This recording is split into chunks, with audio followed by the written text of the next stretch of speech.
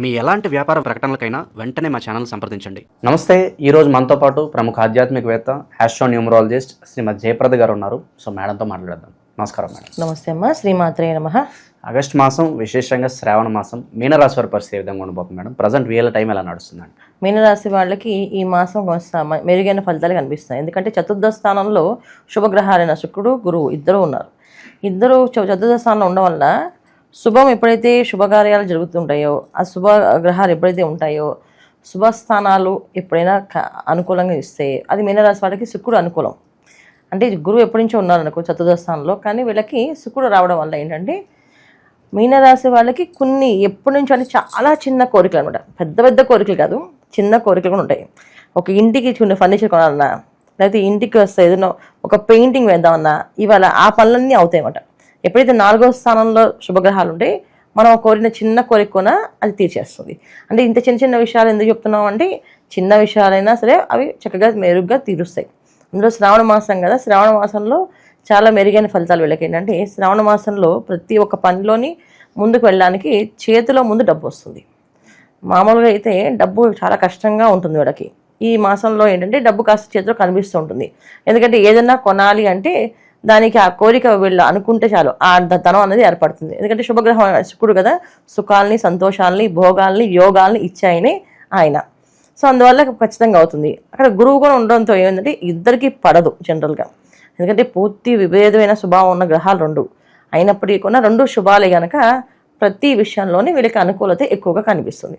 ముఖ్యంగా ఏంటంటే ఉద్యోగస్తులకి, వ్యాపారస్తులకి మెరుగైన ఫలితాలు, ఎందుకంటే ప్రమోషన్స్ రావాలన్నా, వ్యాపార అభివృద్ధి కావాలన్నా ఇవన్నీ కూడా అనుకూలంగా కనిపిస్తున్నాయి వీళ్ళకి. అన్నిటికంటే ఏంటంటే చతుర్థ స్థానంలో ఉన్నారు కనుక ఇంట్లో శుభకార్యాలు జరిగే అవకాశాలు ఎక్కువగా ఉంటాయి. ఎవరికైతే వివాహాలు అవ్వట్లేదో వివాహం అయ్యే అవకాశము, సంతానం లేదో సంతానం కలిగే అవకాశము, తర్వాత ఎవరికైతే ఇంట్లో ఇల్లు కట్టుకోవాలనే కోరిక ఎప్పటి నుంచో ఉందో ఆ ఇల్లు కట్టుకునే అవకాశము, అంటే ఇల్లు కొనాలనే అవకాశము, స్థలం కొనాలనే అవకాశము, ఇలాంటి అవకాశాలన్నీ కనిపిస్తున్నాయి. అయితే వీటన్నిటికీ కావాల్సింది ఉందా లేదా అనుకుంటే, ఇక అన్నిటికంటే ఏంటంటే సప్తమ స్థానంలో కూర్చున్నారు. సో సప్తమ స్థానంలో కూర్చుండడం వల్ల ప్రతిదీ ఘర్షణగా మారి ఆ తర్వాత సాఫీగా జరుగుతుంది. ఎందుకంటే ప్రతి విషయంలోని అన్ని పనులు అవుతాయి వీళ్ళకి. కాకపోతే కాస్త ముందే ఒక ఏదో హంసపాదంలాగా ప్రతి విషయంలోని వీళ్ళకి ఆటంకాలు కనిపిస్తూ వెళ్తూ ఉంటుంది. ఈ ఆటంకాల విషయంలో వీళ్ళు జాగ్రత్త పడకపోతే మాట చాలా పరుషంగా మాట్లాడతారు. ఆ పరుషంగా మాట్లాడేది ఎవరితోటి? ఇంట్లో వాళ్ళతో. ముఖ్యంగా భార్య అయితే భర్త, భర్త అయితే భార్య. వీళ్ళ మధ్య సంఘర్షణ ఎలా జరుగుతుందంటే చాలా తారాస్థాయికి వెళ్తుంది. ఎందుకంటే సప్తమ స్థానంలో ఎప్పుడైనా పాపగ్రహం ఉంటే ఖచ్చితంగా పాపమైన ఫలితాలు ఇస్తారు. అయితే కుజుడు సహజ పాపి, కన్యారాశిలో ఉన్నాడు. కుజుడికి కన్యారాశికి పడదు జనరల్గా, అంటే కుజుడికి బుధుడికి పడదు. సో కుజ బుధుడికి ఎప్పుడు పడదు కనుక ఆ రాశిలో ఉన్నప్పుడు కాస్త మనకి ఖచ్చితంగా కాస్త ఇబ్బంది పెట్టి ఇస్తాడు రిజల్ట్. ఎంత ఇబ్బంది పెడతాడు అంటే చాలా చాలా చిన్న చిన్న విషయాల్లో కూడా చాలా గట్టిగా నిర్ణయాలు తీసుకోవాలనే కోపం వస్తుంది.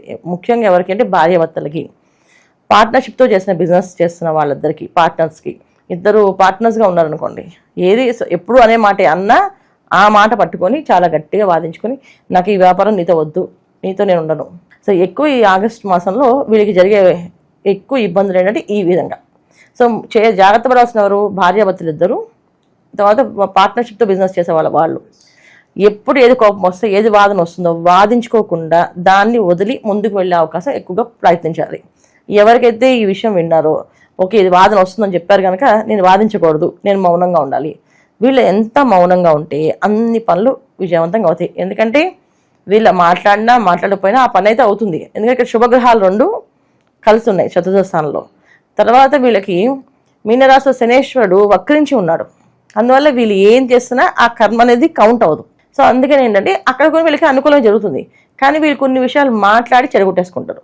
సో ఈ మాట్లాడి చెడగొట్టుకోవడం అనేది ఏ విషయంలో, ఏదైనా వాదన వస్తుంది అంటే అది పెద్దది చేయకుండా దాన్ని అక్కడికక్కడ తగ్గించుకొని మౌనంగా వెళ్ళడం, సరే నీదే చెప్పింది రైట్ అని అనుకోవడం, ఇలా చేసుకుంటూ వెళితే అన్ని పనుల్లో విజయవంతం అవుతుంది. లేకపోతే ఎక్కడికక్కడ ఇబ్బందులు, ముఖ్యంగా భార్యాభర్తలు ఇద్దరి మధ్యన చాలా సంఘర్షణ ఎంత ఏర్పడుతుందంటే వాళ్ళకి అసలు నాకు నువ్వు వద్దు అనే ఫీలింగ్ వచ్చేస్తుంది ఒక్కొక్కరికి. అలాంటి పరిస్థితి వస్తుంది. అందుకని ముఖ్యంగా తీసుకోవాల్సిన జాగ్రత్తలు ఏంటంటే భార్యాభర్తలు ఇద్దరు ఏదో ఒక నామాన్ని స్మరణ చేసుకుంటూ ఒకరి కోపం వస్తే ఒకరు తగ్గి ముందుకు వెళ్తే అన్ని పనులు అవుతాయి వీళ్ళకి.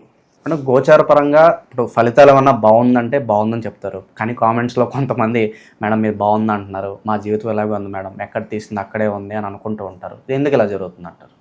ఇది జాతకాన్ని ఖచ్చితంగా పరిశీలించగలమా. ఎందుకంటే మన జాతకం అనేది పురుషార్థాలు అంటారు, అంటే ధర్మార్థ కామ మోక్షములు. ధర్మం అర్థం కామం మోక్షం.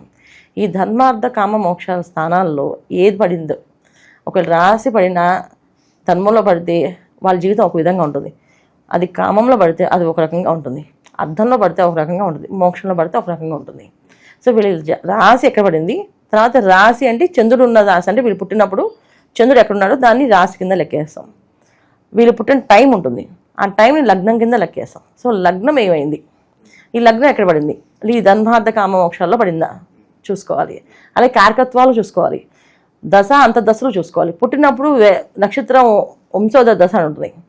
పుట్టగానే తల్లిదండ్రులకు బాగా యోగం ఉంటుంది, కొంతమంది పిల్లలకి వాళ్ళ యోగం అనుభవించాల్సింది తల్లిదండ్రులకు వస్తుంది. ఎందుకంటే మరి వాళ్ళు అనుభవించారు కదా, వాళ్ళు కార్లో తిరగాలి, తల్లిదండ్రులకి కారు లేదు, వాడు పుట్టగానే కారు కొనిస్తాడు, ఎందుకంటే వాడు కార్లో తిరగాలి యోగం ఉంది అబ్బాయికి, అందుకే కారు కొంటారు.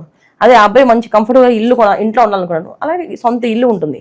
ఇలాంటి విషయాలన్నీ కూడా పర్సనల్ జాతకంలోనే వస్తాయి. మా జీవితం ఇలాగే ఎందుకు ఉంది అంటే మీరు పర్సనల్గా జాతకం చూపించుకోవాల్సిందే.